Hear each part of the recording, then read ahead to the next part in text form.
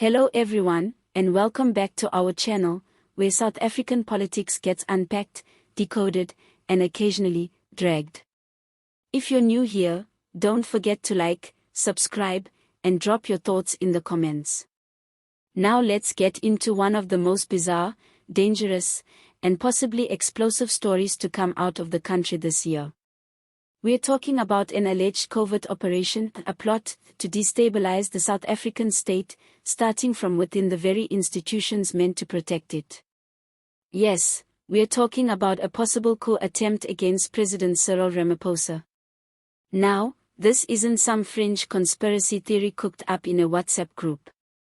These claims come directly from intelligence briefings discussed by Minister in the Presidency, Khumbudzo Ntshavheni. She warned publicly that certain elements, possibly embedded inside state structures, were orchestrating moves to bring down the president. The intelligence community is now reportedly monitoring activities that may suggest exactly that, a creeping plan to create a leadership vacuum, and eventually, a regime change. And here's where things start to get properly dramatic. The first real sign that something was brewing came when Lieutenant General Dumisani Khumalo, a senior cop, was arrested for allegedly hiring someone unqualified into a top crime intelligence post. At first glance, it seemed like your usual public sector scandal, someone bending the rules, nothing new, right? But this arrest wasn't isolated. It was just the beginning. Soon after, it was revealed that an arrest warrant had been quietly sitting for over 6 weeks, aimed at none other than National Police Commissioner Fanny Masemola. Now that's not just big, that's seismic. Masemola stands at the top of the SAPS food chain. If there's a warrant with his name on it, we're not talking about routine housekeeping.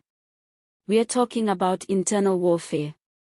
According to internal police documents, Masemola is accused of helping Khumalo secure his post in crime intelligence through what sources call an irregular process. In other words, bending the system to make sure certain people land in key intelligence roles. Does that sound like basic nepotism or strategic positioning? But wait, it gets worse.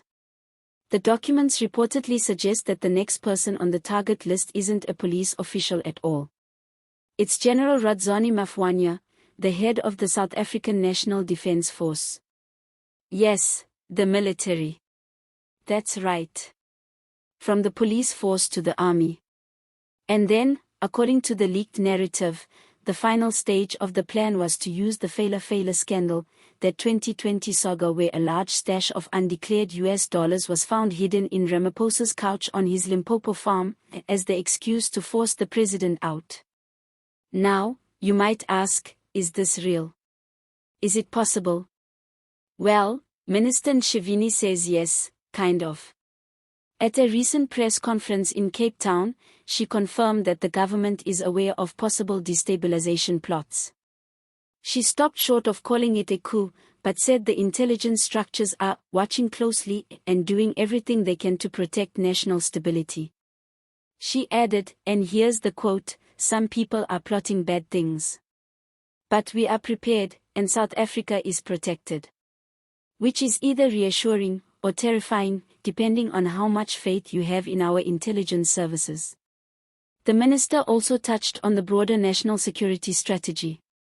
According to her, the country is not under immediate threat, but the public should remain alert, without slipping into panic. In other words, don't freak out, but also, maybe sleep with one eye open. So what's really going on? On one hand, you could say this is just political theater. A few underperforming cops get caught breaking rules, and the ANC spins it as a national threat to create sympathy for the president. It wouldn't be the first time. But on the other hand, and this is what's worrying the experts, there's a pattern here. The people getting arrested, suspended, or investigated all seem to sit near or within structures that influence state intelligence. If the allegations are true, then these arrests might not be the result of state vigilance, they might be the cause of institutional pushback. Think of it this way. If certain individuals wanted to reshape the direction of the country, quietly, how would they do it? They wouldn't go to parliament and declare a revolution. They'd place loyalists in intelligence.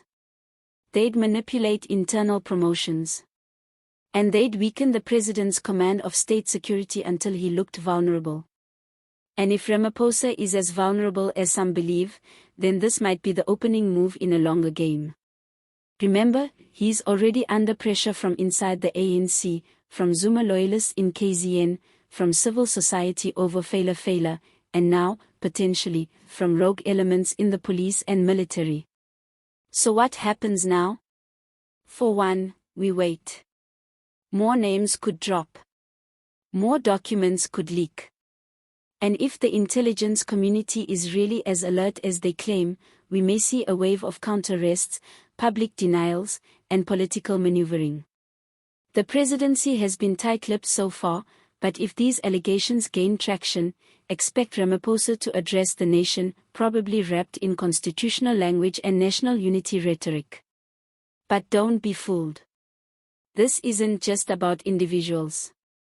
It's about the system, who controls it, who can manipulate it, and who is trying to survive it.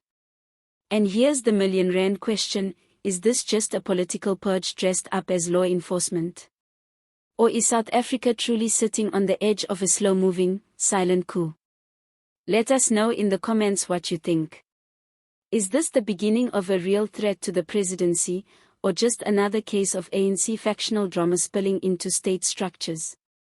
As always, if you enjoyed this breakdown, hit that like button, share it with your politically minded friends, and make sure you subscribe for more detailed reports on South Africa's political circus. Thanks for watching, stay sharp, stay informed, and as always, see you next time.